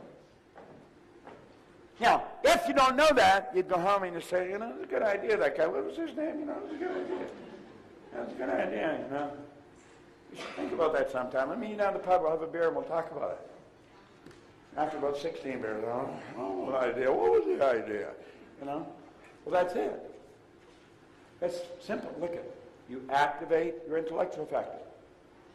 Most people don't know what their intellectual factors are. Do you know what he said in here? He said an educated person is not necessarily a person with an abundance of general or specialized knowledge. An educated person is a person who has so developed their mental faculties that they can acquire anything they want or its equivalent without violating the rights of others. Do you know what your mental faculties are? Now think. I quoted him on The Secret. Von Braun said, the natural laws of this universe are so precise that we don't have any difficulty building spaceships. We can send people to the moon, and we can time the landing with the precision of a fraction of a second. Now look at this. Two things you have to know if you're going to create wealth. You've got to know where you are, and you've got to know where you're going, and then you get off your duff, and you got to go there. We've heard that for the last 2 or 3 hours here. Well, what's the deal? Well, you'd say there's the deal there. You've got to have the goal. And maybe that's not what I'm doing. If I'm not making it happen, if I'm not earning the amount of money I earn, I don't think that's the problem at all. I think the problem's somewhere else. There's so many people stuck. Why are they stuck? It's not that they don't know what they want. They do know what they want. The problem is right here. That's where the problem is. And the problem is right there. It's paradigms. This is so basic and it's so misunderstood. So we have to know how to change this. How do we change it? We make a decision. I want to suggest that you make a decision right here, right now, that you are not going to leave this room without a firm decision on exactly what you're going to do with your life. You've got to burn the idea into your mind. Yet say, I am going to do this regardless. Now that's what I did sitting with Ray Stanford. It was on October the 21st, 1961. I have never looked back. That's a decision you want to make. You want to make a decision that you're going to change your paradigm. Now let me tell you about this program, because decision that you're going to change your paradigm. Now let me tell you about this program, because this isn't like any other program we've ever made. In 2006, that lady, who doesn't look much more than a high school student there, came to a seminar in Vancouver, Washington. She had a doctorate's degree. She had a master's degree. She had graduated from university, the top-ranking student in all of the United States of America in banking law. She got the Jurisprudence Award in banking. There was only go to one person, not in the university, in the entire country. She won that award. So you would say that she was a pretty sharp gal. She had a law practice where she had done $100 billion in business. She was doing bank acquisitions, negotiations. So, I mean, she's dealing in heavy-duty stuff. This is very big, heavy-duty stuff. She came to a seminar in Vancouver, Washington, and she was blown away with some of the things she was seeing. Where I would read a person's personality. She thought, how are you doing that? And I was saying anybody can do that, and she was having a difficult time believing it. And then she started to learn, all the education I got, I never learned any of this. And so she made up her mind, sitting in that seminar, that she was not only going to learn it, she was going to learn it well enough to teach it. So she could go back into those boardrooms. And she would teach the people what she had learned. Now, that was in 2006. And she went through our consulting program. She went through our coaching program. She studied every program we have. And then she came to me. I didn't really know her. I think I had seen her, but I didn't know who she was. And she came to me and she said, you built a program called You Were Born Rich. Is that right? I said, yeah. How many have used that program? There's a few people here. I talked to some. It's been used all over the world. It was a high-cost thing. We spent hundreds of thousands of dollars shooting it, but we did it in 1988. And she said, why did you make it? I said, well, I'd been in the business for 20 years. I'd worked with some of the largest companies in the world. We got results that were just astounding. And so I thought I'd put it together in a very organized manner, and we would sell it for training programs for companies. And she said, well, that was in 1988. She said, that's 20 years ago. Next year's 2008. What are you doing now? I said, well, I don't know. I mean, I'm a busy guy all the time. She says, I think you should make another program, and I think you should do it with me. I remember looking at her and saying, is that right? You know? So I started to do some research. And I found out who she was. And I found out what she had accomplished. And I was impressed she even wanted to do this. And so I made up my mind, yes, I'm going to do it. And she really put this program together. Now, she used all her material, and she used me. I did not make it. She made it. I was directed. I did exactly what she said. She says, you know how you teach this? She says, yeah, put this in here. Then put this in here. There's 12 DVDs. There's a participant guide there that's second to none. It itself is worth more than the investment you'd make in the program. And this is a phenomenal program. It's designed for the most top executives you can find, but she didn't want to lose it for the kids. So it works for the kids in school as well. And it is just absolutely incredible. When it first went on the market, it hasn't been out too long. There's one company that has 850 of their people using it. The results are astounding. They're getting results that are shocking everybody. There's another company, an electrical company in Phoenix. When they started to use it, all their executives used it. They set a 6-month sales goal they were going to test this with. They went past that goal in 30 days. The power in this is helping you understand you and how to change the paradigm, because that's where we're going now. I'm going to ask this young lady if she'd just stand up in the back of the room. I want you to give her a hand. Sandra Gallagher.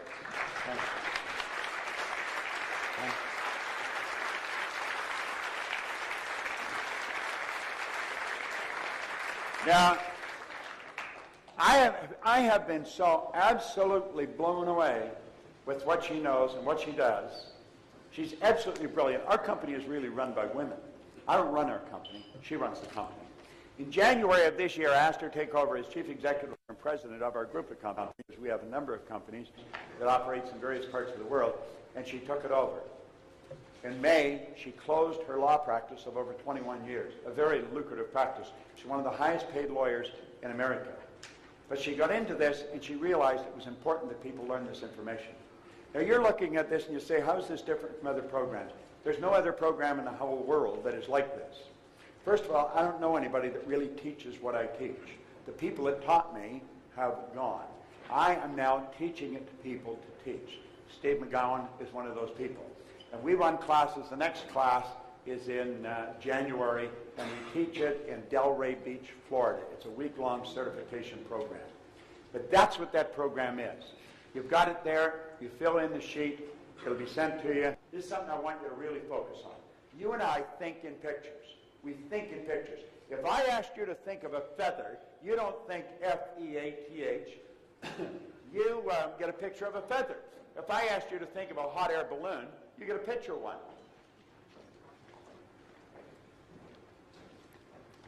Now, here's a question for you. What does your car look like? I want you to think of that for a moment. Tina, what's your car look like? What color is it? Black. 2-door, 4-door? 4-door. What color is the interior? Gray. You didn't have a difficult time telling me that, did you? As a matter of fact, as you're telling me that, you're seeing the car in your mind, aren't you? Yes, you are. You have a refrigerator in your kitchen. What color is it? It's what? Stainless steel. 2 doors? Top and bottom? Are they open from the left to the right or right to the left? Left to the right. Now, you just went in the kitchen and looked at your refrigerator, didn't you? Tell me what your mind looks like. Now, I want you to think of this for a minute. Tina had no difficulty telling me what her car looked like, what color it was, what the interior was, what the refrigerator looked like, whether it moves from the right to left or left to the right. She actually went and looked at her car. She went into her kitchen and looked at her refrigerator. Although her eyes were staring at me, she was mentally in her kitchen. What does your mind look like? Fairly cluttered. Is it big? Bigger than the bread box? Bigger than the bread box. What color is it? Pink. It's pink. Is it dark pink or light pink? Always a mixture of both. What color is mine? Mine's whitish. Yours is pink. How come I got white and you got pink? Just kidding. You're just making this up as you go along, aren't you? You don't know what the hell it looks like, do you? No, you don't. Would you agree, Tina, if you want to make a quantum leap, if you really want to make things happen, you've got to move some things around in your mind. Would you agree with that? But you don't even know where your mind is. No, Where is it? I think it's up somewhere. You think it's up here, up somewhere up there. Whereabouts, though? Is it the front or the back? I believe, or I perceive, it's there somewhere. It's somewhere around there. You're thinking of your brain, aren't you? But your brain isn't your mind anymore, and your fingernail is. See, most people get off the track here. And I'm not embarrassing you, because if I went around the room, how many of you are in the same spot as Tina's in? Everybody's got their hand up. Well, I don't know what my mind, where is my mind? You know? And we don't know where our mind is. Well, that's a serious problem. Because you see, as we ask ourselves, what does our mind look like? We don't know what our mind looks like. We're stuck. We can't tell what our mind looks like. So questions fly on the screen of our mind. Now understand this. If you don't have an image, you've got confusion. Let's suppose I ask all of you to help me change the setup of this room. And you all agree you'll do it. Yeah. And I say, okay, let's go change it. You jump up, you grab a chair, and you look, what's he want us to do? I don't know. Ask him. No, you ask him. No? There'd be absolute chaos in here. You know why? No picture. But if I said, let's change the setup of this room, we're going to make that the front of the room, this the back of the room. Bang, like that. Everybody could be moving and we'd have it all done. You know why? You got an image. Well, when you try and change something with your mind and you don't have an image, you've got confusion. Now, out of confusion will come order. And it's a higher degree of order than that which existed prior to the confusion. Now listen. Now listen. When my life changed, I wanted to know why it changed. If your income goes from 4,000 to well over $1 million, the odds of you wanting to know why did it happen, you'll probably just enjoy it. But I was a bit of an oddball in that respect. I wasn't satisfied with just, I wanted to know why. Why me? I did not believe that there was some emotional or capricious God that picked me out from the crowd. I just didn't believe that. But I knew something happened. And I just said, well, I'm cleaning floors. But there was other people cleaning floors. They didn't enjoy the success I was enjoying. How come me and not them? Why was I so... Like I could go into a city and nothing flat. I'd have a business going. I wanted to know why. Because I wasn't even very bright. And I knew I wasn't very bright. There was all kinds of things about business I didn't understand. And so I started to look. And I realized somebody had to know, and they've either written in a book or they're talking about it. I made up my mind I'd read every book that was ever written if I had to. That was the first book I read. That was the only book I had read. I was 26. I didn't even read comic books. Today, Earl Nightingale one time said, if you surround your mind with greatness, some of it will rub off. I've got a beautiful library at home, and I have to expand on it because they got more books now than shelves. I've got about 3,000 books on the shelves. They're all in alphabetical order by author. I got a small table that I put in the center of the room. That's my office. It looks out on a beautiful garden. I sit there and I'm surrounded by all this wonderful information. First thing I do when I get up in the morning, I go out and I just at random pick up a book and I sit down and start reading it. I want to study it. I want to expand my mind. I want to know more. Well, I want greater order. And all this studying, but I still couldn't tell you why I was winning and why others weren't. And for the same reason, corporations are at stymied trying to figure out how come one will and another won't. Why does one person buy Sean's program and never even do anything with it? Another person becomes a multimillionaire. Now, there's very few that become the multimillionaire. There's a lot of people by it.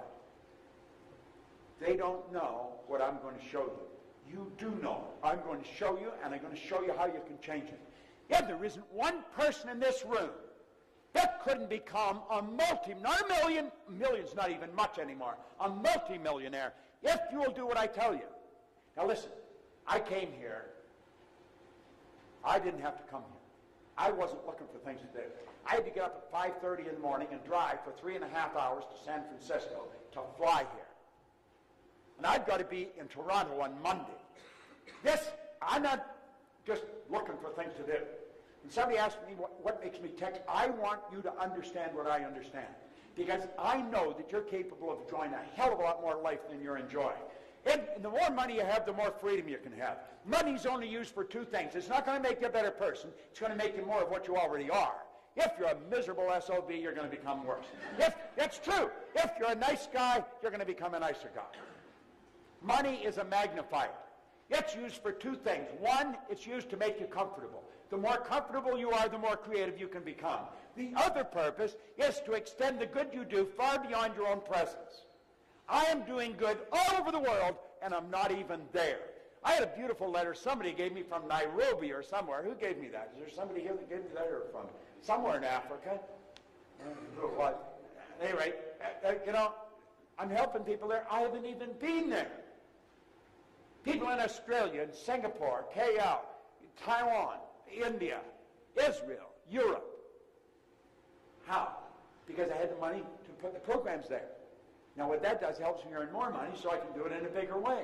You don't take the money with you, but what you are is yours forever. Now think about it. Look at here. Dr. Truman Fleet was very involved in the healing arts way back in 1934. He said the mind is an activity. It's not a thing. However, we've got to have an image if we're going to have order in the mind. He was very involved in the healing arts, and he realized when you're treating the physical, you're merely treating symptoms. You're not treating the person. You're not treating the cause of the problem. So I said, you've got to get into the cause of the problem. You've got to treat the whole person. You've got to treat the body, mind, and soul. You've got to get the whole person. Yet he said, to do this, we have to have an image. So he said, since nobody's seen the mind, I'll make an image of the mind, and this is what he made. Now, a lot of people will look at that, and they'll sort of smile. I'm going to tell you, that is an absolute genius.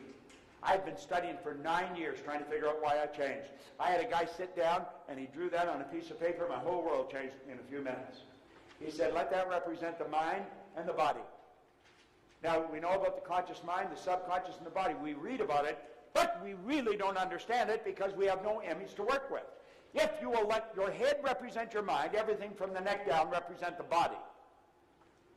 Now, the mind isn't just in the head. The mind's in every cell of your being. Mind is an activity. Body is the manifestation of the activity. Now, the conscious mind is the part that you think with. That's the thinking mind. That is what we call the educated mind. That's where the intellect is resident. But that doesn't do any of the work. That's the part school focuses on.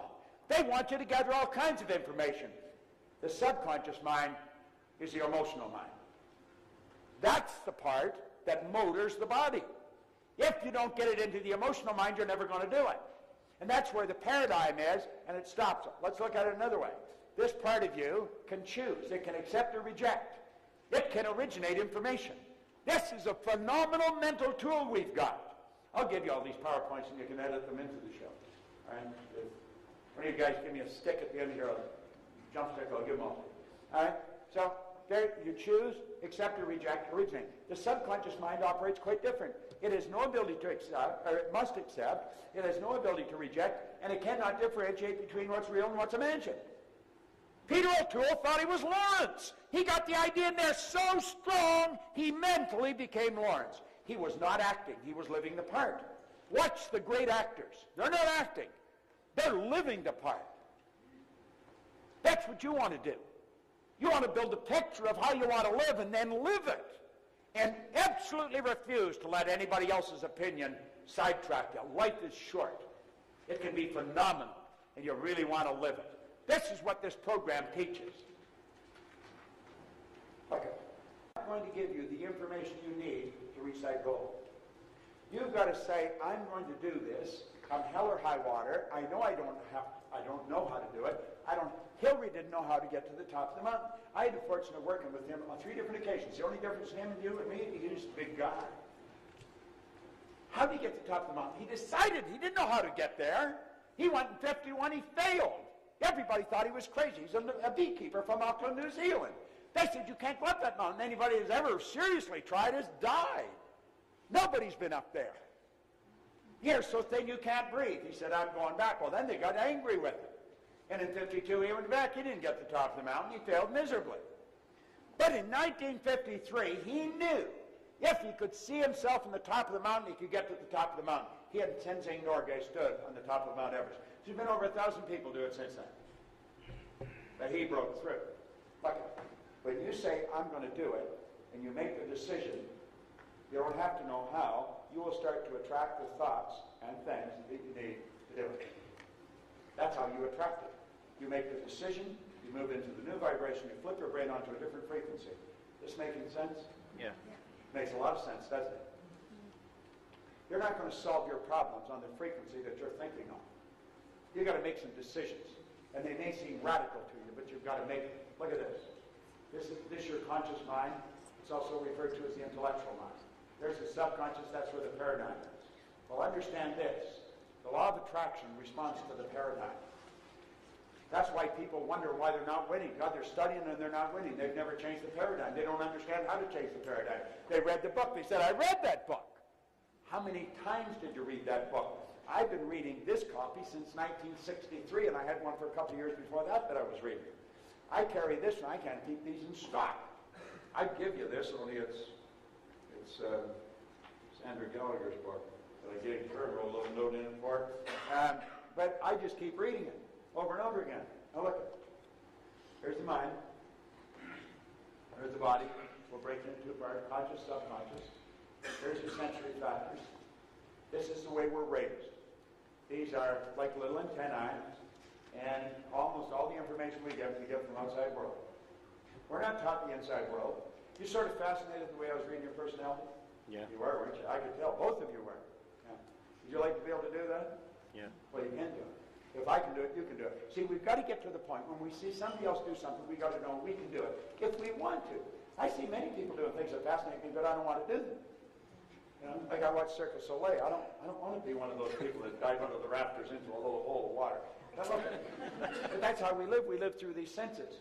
Well, we've got to understand that our conscious mind is also our intellectual mind. And we've been gifted with intellectual factors. And the intellectual factors have the power to get rid of the paradigm or to change the paradigm. I don't think you get rid of it. You change it. You raise the bar. You've got these intellectual factors. The perception, the will, imagination, memory, intuition, and reason. And they're powerful tools. What I was doing, explaining your personality, I was just exercising my intuitive factor. I just walk by and pick up your energy. I mean, it's a simple thing to do. It's like I know you're a man, you're a woman. And anybody can learn how to do this. I haven't got time to do it for everybody in this room because that's the first thing they want me to do. Read me and read me. Well, you already know what you're like. You don't need me to tell you what you're like. I just do know what you're like. All right? Well, if we will use our intellectual factors, we can say to the paradigm, goodbye, and we can get rid of it, and we can make a new one. Now, let me ask you, how many would seriously, I want you to get honest with me and with yourself. How many of you would seriously like to have a deep understanding of how to control this paradigm? Everyone would. How many of you would really like to master one of those simple programs he was showing? It's not simple to you because you don't understand it. Now there's paradigm. How many of you would really like to master that? Then do it. Don't screw around with it. Do it. That's exactly what you have to do.